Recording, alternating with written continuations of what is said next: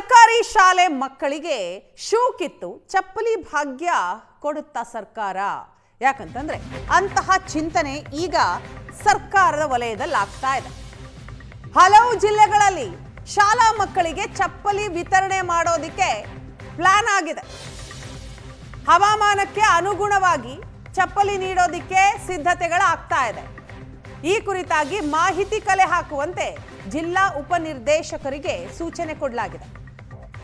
ಹಾಗಾದ್ರೆ ಎಲ್ಲೆಲ್ಲಿ ಚಪ್ಪಲಿ ಕೊಡಲಾಗತ್ತೆ ಅನ್ನೋದನ್ನ ನೋಡ್ತಾ ಹೋಗೋದಾದ್ರೆ ಎಲ್ಲ ಜಿಲ್ಲೆಗಳಲ್ಲ, ಹವಾಮಾನಕ್ಕೆ ಅನುಗುಣವಾಗಿ ಈ ಚಪ್ಪಲಿ ವಿತರಣೆ ಆಗತ್ತೆ. ಅದರಲ್ಲಿ ಮಂಗಳೂರು, ಕಾರವಾರ, ಶಿರಸಿ, ಶಿವಮೊಗ್ಗ, ಉಡುಪಿ ಶಾಲಾವಾರು ಗಂಡು ಮತ್ತು ಹೆಣ್ಮಕ್ಕಳ ಚಪ್ಪಲಿ ಅಳತೆ ಮಾಹಿತಿ ಸಂಗ್ರಹಿಸಲಾಗ್ತಾ ಇದೆಯಂತೆ. ಬೇಸಿಗೆ ಹಾಗೂ ಮಳೆಗಾಲದಲ್ಲಿ ಶೂ, ಸಾಕ್ಸ್ ಧರಿಸೋದಿಕ್ಕೆ ಕೆಲವು ಕಡೆಗಳಲ್ಲಿ ಸಾಧ್ಯ ಇಲ್ಲ. ಶೂ ಬದಲಾಗಿ ಚಪ್ಪಲಿ ನೀಡೋದಿಕ್ಕೆ ಈಗ ಶಿಕ್ಷಣ ಇಲಾಖೆ ಮುಂದಾಗಿದೆ. 2015ರಲ್ಲೂ ಶೂ ಬದಲು ಚಪ್ಪಲಿ ನೀಡಲು ಚಿಂತನೆ ಮಾಡಲಾಗಿತ್ತು. ಆದರೆ ಅದಾದ ನಂತರ ಅದನ್ನು ಕೈ ಬಿಡಲಾಗಿತ್ತು. ಈಗ 2026-27ನೇ ಸಾಲಿನ ಶೈಕ್ಷಣಿಕ ವರ್ಷದಲ್ಲಿ ವಿದ್ಯಾರ್ಥಿಗಳಿಗೆ ಶೂ ಮತ್ತು ಸಾಕ್ಸ್ ವಿತರಿಸೋದಕ್ಕೆ ಶಿಕ್ಷಣ ಇಲಾಖೆ ಸಜ್ಜಾಗಿದೆ. ಇಂತಹ ಟೈಮ್ನಲ್ಲಿ ಕೆಲ ಜಿಲ್ಲೆಗಳ ಹವಾಮಾನ ಅನುಗುಣವಾಗಿ ಚಪ್ಪಲಿಗಳನ್ನು ನೀಡೋದಕ್ಕೆ ಚಿಂತನೆ ಕೂಡ ನಡೆದಿದೆ.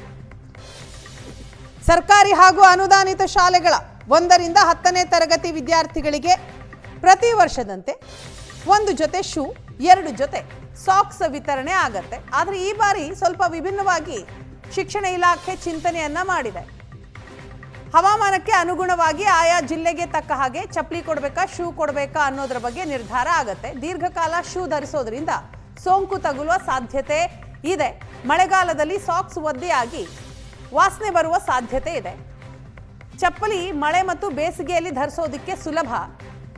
ಹಾಗಾಗಿ ಶೂ ಬದಲಾಗಿ ಚಪ್ಪಲಿ ಕೊಡಬೇಕು ಅನ್ನುವಂತಹ ಚಿಂತನೆ ಸರ್ಕಾರದ ವಲಯದಲ್ಲಾಗಿದೆ. ಶಿಕ್ಷಣ ಇಲಾಖೆ ಈ ಕುರಿತಾಗಿ ಸಿದ್ಧತೆಯನ್ನ ಮಾಡಿಕೊಳ್ತಾ ಇದೆ. ಈ ಹಿಂದೆಯೂ ಕೂಡ ಅಂದ್ರೆ 2015ರಲ್ಲೂ ಕೂಡ ಈ ಚಿಂತನೆ ಆಗಿತ್ತು. ಅಂದ್ರೆ ಶೂ ಬದಲಾಗಿ ಚಪ್ಪಲಿ ಕೊಡಬೇಕು ಅಂತ.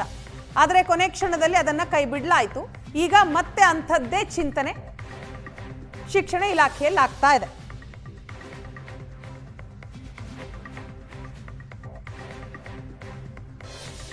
ಈ ಕುರಿತಾಗಿ ಡೀಟೇಲ್ಸ್ ಕೊಡ್ತಾರೆ ನಮ್ಮ ಬೆಂಗಳೂರು ಬ್ಯೂರೋ ಹೆಡ್ ರಮೇಶ್ ನಮ್ಮ ಜೊತೆ ನ್ಯೂಸ್ ಡೆಸ್ಕ್ನಿಂದ ಸಂಪರ್ಕದಲ್ಲಿದ್ದಾರೆ. ರಮೇಶ್, ಶೂ ಬದಲಾಗಿ ಈಗ ಚಪ್ಪಲಿ ಕೊಡೋದಕ್ಕೆ ಸರ್ಕಾರ ಶೈಕ್ಷಣಿಕ ಇಲಾಖೆ ತೀರ್ಮಾನಕ್ಕೆ ಬಂದಾಗಿದೆಯಾ ಅಥವಾ ಆ ಕುರಿತಾಗಿ ಚಿಂತನೆ ನಡೆದಿದೆಯಾ?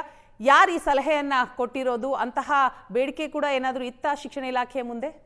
ವೀಣಾ, ಅಂದರೆ ಈಗಾಗಲೇ ರಾಜ್ಯ ಸರ್ಕಾರ ತೀರ್ಮಾನವನ್ನು ಮಾಡಿದೆ. ಅಂದರೆ ನಮಗೆ ಸಿಕ್ಕಿರುವಂಥ ಅಂದರೆ ಉಡುಪಿ, ಮಂಗಳೂರು, ಶಿರಸಿ, ಶಿವಮೊಗ್ಗ, ಅಂದರೆ ಈ ಜಿಲ್ಲೆಯ ಒಂದು ಅಧಿಕಾರಿಗಳಿಗೆ, ಶಿಕ್ಷಣ ಇಲಾಖೆ ಅಧಿಕಾರಿಗಳಿಗೆ ನೀಡಿರುವಂಥ ನೋಟಿಸನ್ನು ನಾವು ಸೂಕ್ಷ್ಮವಾಗಿ ಗಮನಿಸ್ತಾ ಹೋದರೆ ಅದರಲ್ಲಿ ಈಗಾಗಲೇ ತೀರ್ಮಾನ ಆಗಿದೆ ಅನ್ನುವಂಥದ್ದು. ಅಂದರೆ 2025-26-27ನೇ ಶೈಕ್ಷಣಿಕ ವರ್ಷದಲ್ಲಿ ಸ್ಥಳೀಯ ವಾತಾವರಣಕ್ಕೆ ಅನುಗುಣವಾಗಿ ತಮ್ಮ ವ್ಯಾಪ್ತಿಯಲ್ಲಿ ಈಗಾಗಲೇ ಶಾಲಾ ವಿದ್ಯಾರ್ಥಿಗಳಿಗೆ ಶೂ ಮತ್ತು ಸಾಕ್ಸ್ ಬದಲಾಗಿ ಚಪ್ಪಲಿಗಳನ್ನು ವಿತರಿಸುತ್ತಿರುವ ಜಿಲ್ಲೆಗಳಲ್ಲಿ ಉಪನಿರ್ದೇಶಕರು ಅಂದರೆ ಮಾಹಿತಿಯನ್ನು ತೆಗೆದುಕೊಳ್ಳಿ ಅಂದರೆ ಈಗಾಗಲೇ ನಿರ್ಧಾರ ಆಗಿದೆ ಅನ್ನುವಂಥದ್ದು. ಈ 5 ಶೈಕ್ಷಣಿಕ ಜಿಲ್ಲೆಗಳಲ್ಲಿ ಅಂದರೆ ಅಲ್ಲಿನ ವಾತಾವರಣಕ್ಕೆ ಅನುಗುಣವಾಗಿ ಮಕ್ಕಳಿಗೆ ಶೂ ಅನ್ನು ಧರಿಸಿದ್ದೇ ಆದಲ್ಲಿ ಅದರಿಂದ ಆಗುವಂಥ ಒಂದಷ್ಟು ಪರಿಣಾಮಗಳನ್ನು ಅಂದರೆ ಗಮನಿಸಿ ಈ ನಿರ್ಧಾರಕ್ಕೆ ಬಂದಂತೆ ಮೇಲ್ನೋಟಕ್ಕೆ ಕಾಣ್ತಾ ಇರುವಂಥದ್ದು. ಅದರಲ್ಲಿ ವಿಶೇಷವಾಗಿ ಮಂಗಳೂರು, ಉಡುಪಿ ಸೇರಿದಂತೆ ಮತ್ತು ಕರಾವಳಿಯ ಭಾಗಗಳಲ್ಲಿ ಒಂದಿಷ್ಟು ಬೇಸಿಗೆ ಸಂದರ್ಭದಲ್ಲಿ ಹ್ಯುಮಿಡಿಟಿ ಜಾಸ್ತಿ ಆಗಿರುತ್ತೆ, ಅಂದರೆ ಬೆವರು ಹೆಚ್ಚಾಗುವಂಥ ಸಾಧ್ಯತೆಗಳಿರ್ತದೆ.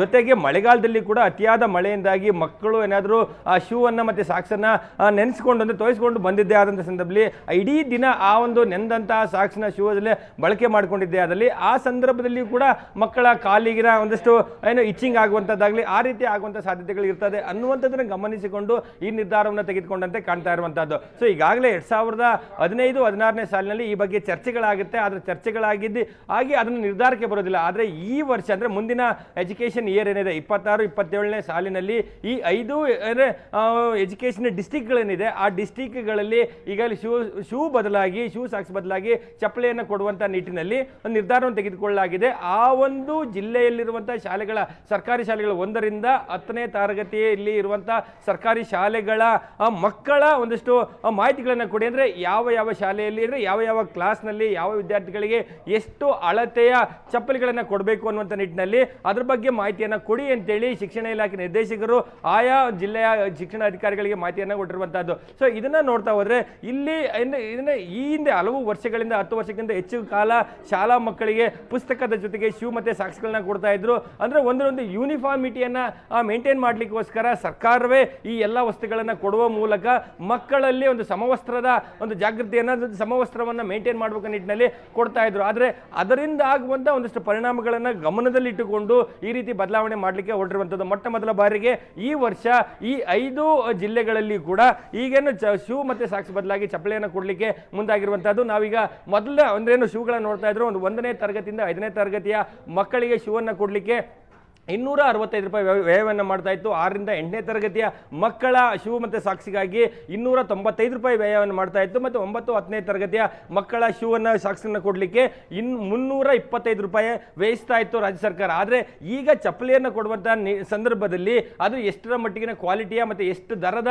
ಚಪ್ಪಲಿಗಳನ್ನು ಕೊಡುತ್ತೆ ಅನ್ನುವಂಥದ್ದು ಕೂಡ ನೋಡಬೇಕಾಗಿರುವಂಥದ್ದು. ಇಲ್ಲಿ ಏನಾದರೂ ಒಂದು ವೇಳೆ ಆ ಹಣವನ್ನು ಉಳಿಸುವಂಥ ಪ್ರಯತ್ನಗಳೇನಾದರೂ ಆಗುತ್ತಾ, ಅಥವಾ ಕೇವಲ ಮಕ್ಕಳ ಒಂದು ಆರೋಗ್ಯದ ವಿಚಾರದಾಗಿ ಮಕ್ಕಳಿಗೆ ಶಾಲೆಯಲ್ಲಿ ಕೂತಂತ ಸಂದರ್ಭದಲ್ಲಿ ಅವುಗಳು ಅಂದ್ರೆ ನೆಂದಂತ ಸಂದರ್ಭದಲ್ಲಿ ಇಚಿಂಗ್ ಬರುವಂತದ್ದಾಗಲಿ ಅಥವಾ ಬೇಸಿಗೆ ಸಂದರ್ಭದಲ್ಲಿ ಅದು ಹೆಚ್ಚು ಬೆವರು ಹೆಚ್ಚಾಗಿ ವಾಸನೆ ಬರುವಂತದ್ದು, ಮಕ್ಕಳಿಗೆ ಅಲ್ಲಿ ಕೂರ್ಲಿಕ್ಕೆ ಕಷ್ಟ ಆಗುತ್ತೆ ಅನ್ನುವಂಥದ್ದನ್ನ ಬಗೆಹರಿಸುವಂತ ನಿಟ್ಟಿನಲ್ಲಿ ಇದನ್ನು ತೆಗೆದುಕೊಂಡಿರುವಂತ ನಿರ್ಧಾರವೇ ಆದರೂ ಕೂಡ ಅದನ್ನ ಕೊಡುವಂತ ನಿಟ್ಟಿನಲ್ಲಿ ರಾಜ್ಯ ಸರ್ಕಾರ ವಹಿಸುವಂತ ಅನುದಾನದ ಮೇಲೆ ಏನು ಬದಲಾವಣೆಗಳಾಗುತ್ತೆ ಅನ್ನೋದನ್ನ ನೋಡಬೇಕಾಗಿರುವಂತದ್ದು. ಆದ್ರೆ ಈ ಮೊಟ್ಟ ಮೊದಲ ಬಾರಿಗೆ ಈ ಎಜುಕೇಶನಲ್ ಇಯರ್ ಅಲ್ಲಿ ಈ ಬದಲಾವಣೆಗಳನ್ನ ಮಾಡಲಿಕ್ಕೆ ಈಗಾಗಲೇ ರಾಜ್ಯ ಸರ್ಕಾರ ಮುಂದಾಗಿರುವಂತದ್ದು. ಆ ನಿಟ್ಟಿನಲ್ಲಿ ರಾಜ್ಯ ಸರ್ಕಾರ ರಮೇಶ್ ಗಮನಿಸಬೇಕಾದಂತಹ ವಿಚಾರ 2015ರಲ್ಲಿ ಯಾವಾಗ ಸಿದ್ದರಾಮಯ್ಯನವರ ಸರ್ಕಾರನೇ ಇತ್ತು, ಆ ಟೈಮ್ನಲ್ಲೂ ಕೂಡ ಕೆಲವೊಂದಿಷ್ಟು ಜಿಲ್ಲೆಗಳಲ್ಲಿ ಶೂನ ಬದಲಾಗಿ ಚಪ್ಪಲಿ ಕೊಡಬೇಕು ಅನ್ನುವಂತಹ ಚಿಂತನೆ ಆಗಿತ್ತು. ಆದರೆ ಅದರ ಕೊನೆ ಕ್ಷಣದಲ್ಲಿ ಕೈ ಬಿಡಲಾಗಿತ್ತು. ಇದು ಯಾಕೆ ಈಗ ಮತ್ತೆ ಆ ಬಗ್ಗೆ ನಿರ್ಧಾರಕ್ಕೆ ಸರ್ಕಾರ ಬಂದಿರುವಂಥದ್ದು? ಖಂಡಿತ ವೀಣಾ, ಅಂದ್ರೆ ಈಗ 10 ವರ್ಷದ ಹಿಂದೆಯೇ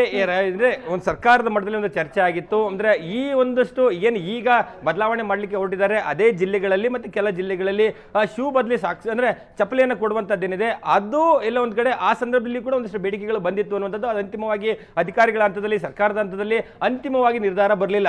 ಆದರೆ ಈಗ ಬಂದಿರುವಂಥದ್ದೇ ಒಂದು ಶಿಕ್ಷಣ ಇಲಾಖೆ ಅಧಿಕಾರಿಗಳು ಮತ್ತೆ ಶಾಲೆಯಲ್ಲಿರುವಂತಹ ಮಾಸ್ಟರ್ಗಳಾಗಲಿ ಮತ್ತೆ ಅಲ್ಲಿರುವಂಥ ಟೀಚರ್ಸ್ನ ಬೇಡಿಕೆ ಆಗಿರಬಹುದು ಅಥವಾ ಮಕ್ಕಳ ಬೇಡಿಕೆ ಆಗಿರುವಂಥದ್ದು, ಮಕ್ಕಳ ಪೋಷಕರ ಒಂದಷ್ಟು ಬೇಡಿಕೆಗಳ ಹಿನ್ನೆಲೆಯಲ್ಲಿ ಈ ಬದಲಾವಣೆ ಮಾಡಲಿಕ್ಕೆ ಹೊರಟಿದ್ದಾರೆ ಅನ್ನುವಂಥದ್ದು ಮೇಲ್ನೋಟಕ್ಕೆ ಗೊತ್ತಾಗಿರುವಂಥದ್ದು. ಈಗ ನಮಗೆ ಸಿಗ್ತಂತ ಮಾಹಿತಿ ಪ್ರಕಾರ ಈಗಾಗಲೇ ಶೂ ಸಾಕ್ಸ್ ಬದಲಿಗಾಗಿ ಚಪ್ಪಲಿಯನ್ನು ಕೊಡುವಂತಹದ್ದು ಅಂತಿಮವಾಗಿ ನಿರ್ಧಾರ ಆಗಿದೆ. ನಿರ್ಧಾರ ಆದ ನಂತರ ಚಪ್ಪಲಿಯನ್ನು ಕೊಡಲಿಕ್ಕೆ ಏನಿದೆ, ಕೆಲವು ಮಕ್ಕಳ ಏನೋ ಕಾಲಿನ ಅಳತೆ ವೇರಿಯೇಷನ್ ಇರ್ತದೆ. ಹಾಗಾಗಿ ಆ ಒಂದು ಪರ್ಟಿಕ್ಯುಲರ್ ಯಾವುದೋ ಒಂದು ಶಾಲೆಯಲ್ಲಿ ಎಷ್ಟು ಜನ ಮಕ್ಕಳಿದ್ದಾರೆ, ಎಷ್ಟು ಜನ ಮಕ್ಕಳ ಒಂದಷ್ಟು ಏನೋ ಕಾಲಿನ ಅಳತೆ ಎಷ್ಟನ್ನ ಇಂಚಿನ ಚಪ್ಪಲಿಗಳನ್ನ ಕೊಡಬೇಕು ಅದರ ಬಗ್ಗೆ ಮಾಹಿತಿಯನ್ನು ಈಗಾಗಲೇ ಈ ಹಂತದಲ್ಲಿರುವಂತಹದ್ದು. ಅಂದ್ರೆ ಅಲ್ಲಿಂದ ಒಂದಷ್ಟು ಮಾಹಿತಿಗಳು ಶಿಕ್ಷಣ ಇಲಾಖೆಗೆ ಬಂದ ನಂತರ ಆ ಒಂದಷ್ಟು ಚಪ್ಪಲಿಗಳನ್ನ ಮಕ್ಕಳಿಗೆ ವಿತರಿಸುವಂತ ನಿಟ್ಟಿನಲ್ಲಿ ಕ್ರಮವನ್ನು ತೆಗೆದುಕೊಳ್ಳಿಕ್ಕೆ ಈಗಾಗಲೇ ರಾಜ್ಯ ಸರ್ಕಾರ ಮುಂದಾಗಿರುವಂತಹದ್ದು. ಅಂದ್ರೆ 2015-16 ಸಾಲಿನಲ್ಲಿ ಚರ್ಚೆಗಳಾದ್ರೂ ಕೂಡ ಅದು ಅಂತಿಮವಾಗಿ ನಿರ್ಧಾರ ಆಗಲಿಲ್ಲ. ಆದ್ರೆ ಈ ಬಾರಿ ನಿರ್ಧಾರವನ್ನು ತೆಗೆದುಕೊಂಡಿರುವಂತಹ ಹಿನ್ನೆಲೆಯಲ್ಲಿ ಹಿಂದೆ ಅಧಿಕಾರಿಗಳು ಅಥವಾ ಮಕ್ಕಳಾಗ್ಲಿ ಮಕ್ಕಳ ಪೋಷಕರ ಒಂದಷ್ಟು ಬೇಡಿಕೆಗಳು ಮೇಲ್ನೋಟಕ್ಕೆ ಕಂಡು ಬರ್ತಾ ಇರುವಂತದ್ದು. ಈ ಬದಲಾವಣೆಯ ನಂತರ ಅವಕ್ಕೆ ರಾಜ್ಯ ಸರ್ಕಾರ ಅಂದ್ರೆ ಚಪ್ಪಲಿ ಅಥವಾ ಶೂ ಖರೀದಿಗೆ ಏನು ವ್ಯಯ ಮಾಡ್ತಾ ಇತ್ತು ಅನುದಾನ ಅದರಲ್ಲಿ ಏನಾದರೂ ವ್ಯತ್ಯಾಸಗಳಾಗುತ್ತಾ, ಅಥವಾ ಈಗೇನು ಶೂ ಮತ್ತೆ ಸಾಕ್ಸಿಗೆ ಏನು ಹಣವನ್ನು ಕೊಡ್ತಾ ಇದ್ರು ಅಷ್ಟೇ ಪ್ರಮಾಣದಲ್ಲಿ ಹಣವನ್ನ ವ್ಯಯಿಸಿ ಉತ್ತಮವಾದಂತಹ ಗುಣಮಟ್ಟದ ಚಪ್ಪಲಿಗಳನ್ನ ಕೊಡ್ತಾರಾ? ಸೊ ಅದನ್ನು ನೋಡಬೇಕಾಗಿರುವಂತದ್ದು. ಸದ್ಯಕ್ಕೆ ಈಗ ಚಪ್ಪಲಿಗೆ ಎಷ್ಟು ವ್ಯಯ ಮಾಡ್ತಾರೆ ಅನ್ನುವಂಥದ್ದು ಸದ್ಯಕ್ಕೆ ಇನ್ನು ಆ ಹಂತಕ್ಕೆ ಹೋಗಿಲ್ಲ. ಸೊ ಆ ಹಂತಕ್ಕೆ ಹೋದ ನಂತರ ರಾಜ್ಯ ಸರ್ಕಾರ ಯಾವ ರೀತಿಯ ತೀರ್ಮಾನ ತೆಗೆದುಕೊಳ್ಳುತ್ತೆ, ಅಧಿಕಾರಿಗಳು ಯಾವ ರೀತಿಯಾಗಿ ಇದನ್ನ ಆಕ್ಟ್ ಮಾಡ್ತಾರೆ ಅಂತ ನೋಡಬೇಕಾಗಿರುವಂತಹದ್ದು. Veena, thank you Ramesh.